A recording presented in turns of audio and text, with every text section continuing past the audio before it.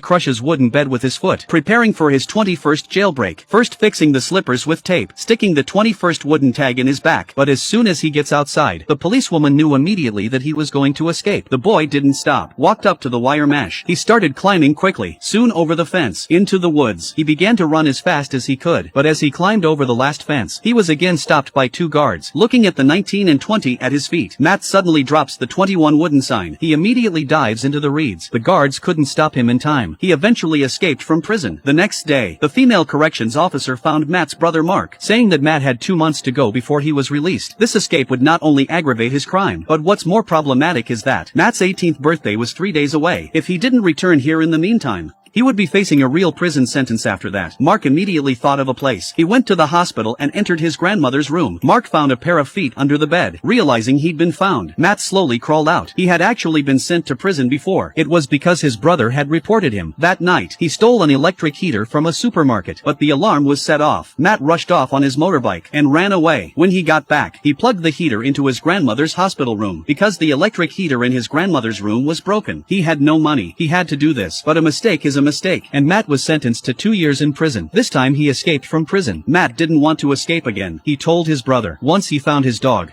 Rhubarb, he would go back to the prison. His brother saw his sincerity. He promised to help him look for him, but Matt said he wanted to take his grandmother away with him. It turns out that the doctor had just given him a medical emergency notice. He said she only had a day or two to live, so Matt wanted to stay with her for the rest of her life. The two of them took grandma to the car and set off on a dog hunt. They arrived at the first stop at the stray dog shelter, where they tried to get information about the adopters, but the shelter rules say they are not allowed to give out information about people. Mark had no choice but to steal the adoption information when no one was around. But when Mark came out, he found that Matt had disappeared.